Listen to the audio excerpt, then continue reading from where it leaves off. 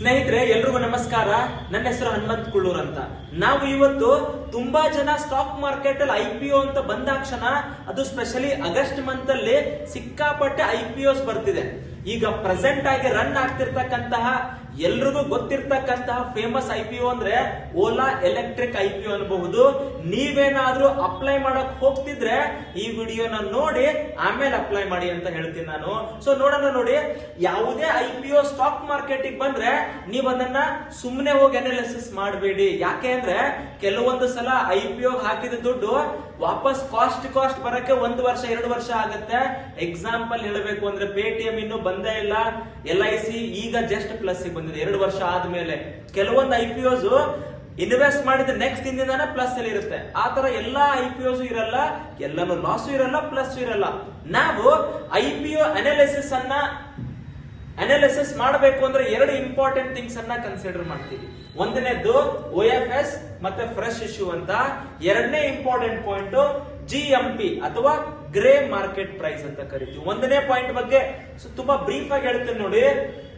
ತುಂಬಾ ಜನಕ್ಕೆ ಹೀಗಂದ್ರೆ ಏನಂತಾನೆ ಗೊತ್ತಿಲ್ಲ. ನೋಡಿ, ಯಾವುದೇ ಒಂದು ಕಂಪನಿ ಸ್ಟಾಕ್ ಮಾರ್ಕೆಟ್ ಅಲ್ಲಿ ಆಸ್ IPO ಆಗಿ ಬಂದಾಗ ನೀವು ಮಸ್ಟ್ ಆಗಿ ನೋಡಬೇಕಾದಂತಹ ಒಂದು ಇಂಪಾರ್ಟೆಂಟ್ ಪಾಯಿಂಟ್ ಈ ಯಾವುದು ಫ್ರೆಶ್ ಇಶ್ಯೂ ಮತ್ತೆ OFS. ನೋಡಿ, OFS ಅಂದ್ರೆ ಆಫರ್ ಫಾರ್ ಸೇಲ್ ಅಂತ. ನೋಡಿ, ಕಂಪನಿ ತನ್ನ ಹತ್ರ ಇರ್ತಕ್ಕಂತ ಶೇರ್ ಅನ್ನ ಇನಿಷಿಯಲ್ ಟೈಮ್ ಅಲ್ಲಿ ಓನರ್ಸ್ ಗಳಿಗೂ ಸಹಿತ ಶೇರ್ಸ್ ಅನ್ನ ಕೊಟ್ಟಿರುತ್ತೆ. ಜೊತೆಗೆ ಇನ್ವೆಸ್ಟರ್ಸ್ ಅಥವಾ ಆಂಜಲ್ ಇನ್ವೆಸ್ಟರ್ಸ್ ಅಂತ ಕರಿತೀವಿ. ಅವರು ತಮ್ಮ ಹತ್ರ ಬಂದಿರೋ ಶೇರ್ಸ್ ಅನ್ನ ತಗೊಂಡು ಪಬ್ಲಿಕ್ ಗೆ ಥ್ರೂ IPO ಮಾರಿದ್ರು ಅಥವಾ ಮಾರ್ತಿದ್ದಾರೆ ಅಂತ ಅನ್ಕೊಳ್ಳಿ. ಈ ಪ್ರೊಸೆಸ್ ಗೆ ನಾವು OFS ಅಥವಾ ಆಫರ್ ಫಾರ್ ಸೇಲ್ ಅಂತ ಕರಿತೀವಿ. ಇದರ ಮುಖಾಂತರ ಪಬ್ಲಿಕ್ ದುಡ್ಡು ಬಂದ್ರು ಅದು ಯಾರಿಗೆ ಹೋಗುತ್ತೆ ಅಂದ್ರೆ ಐದರ್ ಓನರ್ ಹೋಗುತ್ತೆ ಅಥವಾ ಇನ್ವೆಸ್ಟರ್ಸ್ ಹೋಗುತ್ತೆ, ಕಂಪನಿಗೆ ಹೋಗಲ್ಲ. So OFS is not good for public. When it comes to company ತನ್ನ ಹತ್ರ ಇರೋ ಶೇರ್ಸ್ ಅನ್ನ ಡೈರೆಕ್ಟ್ ಆಗಿ ಪಬ್ಲಿಕ್ ಗೆ ಕೊಟ್ರೆ ಅದಕ್ಕೆ ಫ್ರೆಶ್ ಇಶ್ಯೂ ಅಂತ ಕರಿತೀವಿ.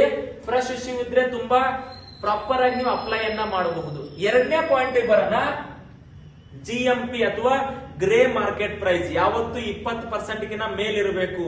ಇದಂದ್ರೆ ಏನು ನೀಟಾಗಿ ನೋಡೋಣ. ಹಾಗಿದ್ರೆ ವೆಬ್ಸೈಟ್ ಬರೋಣ. ಅವಾಗ್ಲೇ ಹೇಳಿದೆ, IPO ಬಗ್ಗೆ ನೀವು ನೋಡ್ಬೇಕು ಅಥವಾ ಓವರ್ ಸ್ಟಡಿ ಮಾಡಬೇಕು ಅಂದ್ರೆ ನೀವು ನೋಡ್ತಕ್ಕಂತ ವೆಬ್ಸೈಟ್ chittorgarh.com ಫ್ರೀ ಆಗಿದೆ, ಯಾರು ಬೇಕಾದ್ರೂ ಉಪಯೋಗ ಮಾಡಬಹುದು. ಹಾಗಿದ್ರೆ ಈ ವೆಬ್ಸೈಟ್ ಅಲ್ಲಿ ನೋಡಿ, ಈ ವರ್ಷ 44 IPOs ಬಂದಿದೆ. ಅದರಲ್ಲಿ ಟೋಟಲ್ 39 ಲಿಸ್ಟ್ ಆಗಿದೆ ಆಲ್ರೆಡಿ. 34 ಇನ್ನೂ ಗೇನ್ ಅಲ್ಲಿ ಇದಾವೆ ಅಥವಾ ಲಿಸ್ಟ್ ಆದ್ಮೇಲೆ ಗೇನ್ ಅಲ್ಲಿ ಬಂದಿದೆ. 5 ಇನ್ನೂ ಮೈನಸ್ ಅಲ್ಲೇ ಇದಾವೆ ಅಥವಾ ಲಿಸ್ಟಿಂಗ್ ದಿನ ಮೈನಸ್ ಇತ್ತು.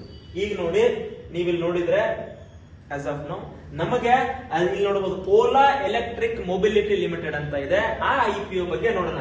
ಇವೆಲ್ಲವೂ ಓದಿರ್ತೀರಾ ಅಥವಾ ಆಮೇಲೆ ಹೋಗಿ ನೋಡಿ. ಬಟ್ ಇಂಪಾರ್ಟೆಂಟ್, ಆಗಸ್ಟ್ 2ನೇ ತಾರೀಕಿಂದ ಆಗಸ್ಟ್ 6ನೇ ತಾರೀಕು ತನಕ ಬರ್ತಿದೆ.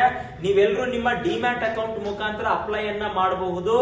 ಮಿನಿಮಮ್ ಇನ್ವೆಸ್ಟ್ಮೆಂಟ್ ನಿಮ್ಮ ಹತ್ರ ಒಂದು ಲಾಟಿಗೆ ಹತ್ತತ್ರ 14,800 ಅಥವಾ 15,000 ನಿಮ್ಮ ಡಿಮ್ಯಾಟ್ ಅಲ್ಲಿ ಇರಬೇಕು. ಹೇಗೆ ಅಪ್ಲೈ ಮಾಡೋದು ಅಂದ್ರೆ ಡಿಮ್ಯಾಟ್ ಅಕೌಂಟ್ ಮುಖಾಂತರ. ನೋಡಿ, ಹಾಗಿದ್ರೆ ಇದಕ್ಕೆ ಮೊದಲಿಗೆ ಅಪ್ಲೈ ಮಾಡಬೇಕಾ ಮಾಡಬಾರ್ದು ಅನ್ನೋದನ್ನ ನೋಡೋಣ ಸ್ನೇಹಿತರೆ. ಮೊದಲನೇದ್ದು, ಇದು 72ರಿಂದ 76 ರೂಪಾಯಿ ಒಂದು ಶೇರ್ಗೆ IPO ಬರ್ತಿದೆ. ಮಿನಿಮಮ್ 195 ಶೇರ್ಸ್ ಅಥವಾ IPO ದಲ್ಲಿ ನೀವು ಅಪ್ಲೈ ಮಾಡ್ತಿದ್ರೆ 1 ಶೇರು 2 ಶೇರು ತಗೊಳಕ್ ಆಗಲ್ಲ. ಮಿನಿಮಮ್ ಗ್ರೂಪ್ ಆಫ್ ಶೇರ್ಸ್ ಅಥವಾ ಲಾಟ್ ಅಂತ ಕರಿತೀವಿ. ಇದರಲ್ಲಿ 195. ಸೊ ಹಾಗಿದ್ರೆ ಇಲ್ಲಿ ನೀವು ನೋಡಿ, ಇಂಪಾರ್ಟೆಂಟ್ ಇಲ್ಲಿ ಬಂದಿದೆ ನೋಡಿ ಸ್ನೇಹಿತರೆ. ಸೊ ನಾವೇನ್ ನೋಡ್ಬೇಕು ಅಂದ್ರೆ ಇಲ್ಲಿ ಓವರ್ ಆಲ್ ಆಗಿ ಟೋಟಲ್ ಇಶ್ಯೂ ಸೈಜ್ 6,145 ಕೋಟಿ. ಅದರಲ್ಲಿ ಫ್ರೆಶ್ ಇಶ್ಯೂ 5,500, OFS 600 ಕೋಟಿ. ಅಂದ್ರೆ ಸಿಕ್ಕಾಪಟ್ಟೆ ಅಥವಾ ಮೇಜರ್ ದುಡ್ಡು ಯಾರಿಗೆ ಹೋಗ್ತಿದೆ ಅಂದ್ರೆ ಕಂಪನಿಗೆ ಹೋಗ್ತಿದೆ as a fresh issue. So apply ಮಾಡೋಣ, ಆರಾಮಾಗಿ ಅಪ್ಲೈ ಮಾಡೋಣ.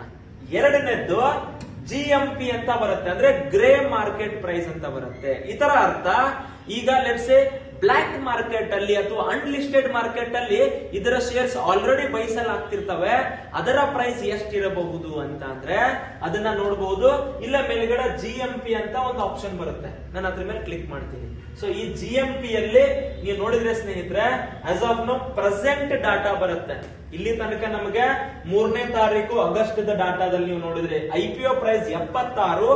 ಬಟ್ ಇದು ನಾಳೆನೆ ಅಥವಾ ಇವತ್ತಲ್ಲಿ ಲಿಸ್ಟ್ ಆದ್ರೆ 84 ರೂಪಾಯಿ ತನಕ ಲಿಸ್ಟ್ ಆಗತ್ತೆ ಅಂತ ಇದು ಹೇಳುತ್ತೆ. ಮೊದಲಿಗೆ ಎಷ್ಟಿತ್ತು? 89 ಇತ್ತು, 92 ಇತ್ತು, ಅದು ಡಿಗ್ರೀಸ್ ಆಗ್ತಾ ಬರ್ತಿದೆ. ಬಟ್ ನಮಗೆ ಇಲ್ಲಿ ಮಿನಿಮಮ್ GMP ಎಷ್ಟಿರಬೇಕು ಅಂದ್ರೆ ಅಬೌಟ್ 20% ಇರಬೇಕು. ಬಟ್ ಇಲ್ಲಿ ಎಷ್ಟು ಕಾಣ್ತಿದೆ? 11% ಮಾತ್ರ ಕಾಣ್ತಿದೆ. ಇದರ ಅರ್ಥ ಪ್ರತಿದಿನ ನೋಡಿ ಕಡಿಮೆ ಆಗ್ತಾ ಬರ್ತಿದೆ GMP. ಸೊ ಕೇರ್ಫುಲ್ ಆಗಿರಿ. GMP ನ ನೋಡಿದ್ರೆ ನನ್ನ ಪ್ರಕಾರ ಅಷ್ಟು ಉತ್ತಮ ಅಲ್ಲ ಅಪ್ಲೈ ಮಾಡಕ್ಕೆ. OFS ಅಥವಾ ಫ್ರೆಶ್ ಇಶ್ಯೂ ನೋಡಿದ್ರೆ ಉತ್ತಮ. ಸೊ ಇದನ್ನ ಸಂಕ್ಷಿಪ್ತವಾಗಿ ನಿಮಗೆ ಹೇಳಬೇಕು ಅಂದ್ರೆ ನಾನು ನೋಡಿ, first point is ready to go. Second point negative ಅಲ್ಲ, ಇದರ ಪ್ರಕಾರ ನ್ಯೂಟ್ರಲ್ ಇದೆ. ಈಗ ಹೇಳ್ತೀನಿ ನೋಡಿ, Ola is good company for long term ತಲೆ ಇಟ್ಕೊಳ್ಳಿ. ಯಾಕಂದ್ರೆ ಆ ಸೆಗ್ಮೆಂಟ್ ಅಲ್ಲಿ they are doing some lot of innovations. ಹಾಗಿದ್ರೆ ಲಾಂಗ್ ಟರ್ಮ್ ಅಲ್ಲಿ ಕಂಪನಿ ಮೇಲೆ ನಂಬಿಕೆ ಇದೆಯಾ? ಆರಾಮಾಗಿ ಅಪ್ಲೈ ಮಾಡಿ. ಸಿಗಲಿಲ್ಲ ಅಂದ್ರೂ ಕೂಡ ಓಲಾ ಯಾವತ್ತು ಮಾರ್ಕೆಟ್ ಲಿಸ್ಟ್ ಆಗತ್ತೋ ಇಕ್ವಿಟಿಲಾದ್ರೂ ಬೈ ಮಾಡಿ. That is one of the option. ಎರಡನೇ ಆಪ್ಷನ್, ಇಲ್ಲ ಸರ್ ನಾನು ತುಂಬಾ ಸೇಫ್ ಆಗಿರ್ಬೇಕು ಅಂದ್ರೆ ಈಗ ಅಪ್ಲೈ ಮಾಡಬೇಡಿ.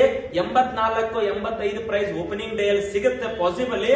ಅಲ್ಲಿ ಆರಾಮಾಗಿ ಬೈ ಮಾಡಿ ಹೋಲ್ಡ್ ಮಾಡಬಹುದು. ಎರಡು ಆಪ್ಷನ್ ಇದೆ ನಿಮ್ಗೆ. ಸೊ ನನ್ನ ಪ್ರಕಾರ ಹೇಳಿದ್ರೆ ಇಟ್ ಈಸ್ ತುಂಬಾ ಅತ್ಯುತ್ತಮನೂ ಅಲ್ಲ, ಲೋವೆಸ್ಟ್ ಅಲ್ಲ, it is good to apply ಅಂತ ಹೇಳ್ಬೋದು ಅಲ್ಲ ಫಾರ್ ಲಾಂಗ್ ಟರ್ಮ್. ಅಂಡ್ ಇನ್ನೊಂದು, ಲಿಸ್ಟಿಂಗ್ ಡೇಟ್ ದಿನ ಎಷ್ಟು ಪ್ರೈಸ್ ಆಗತ್ತೆ ಅಂತ ನೀವೇನಾದ್ರೂ ಕೇಳಿದ್ರೆ, ಲಿಸ್ಟಿಂಗ್ ಪ್ರೈಸ್ ತುಂಬಾ ಜನ ಹೇಳಕ್ ಹೆದರ್ಕೊಳ್ತಾರೆ, ಗೊತ್ತೇ ಇರಲ್ಲ. ಬಟ್ ಈಗ ನಿಮಗ್ ಸಿಕ್ಕರೆ 76, ಲಿಸ್ಟಿಂಗ್ ಡೇಟ್ ದಿನ ಅರೌಂಡ್ 82 to 86 ಹತ್ತತ್ರ ಓಪನ್ ಆಗುತ್ತೆ. ಬೇಕಾದ್ರೆ ನೀವು ಇದನ್ನ ಅಬ್ಸರ್ವ್ ಮಾಡಿ.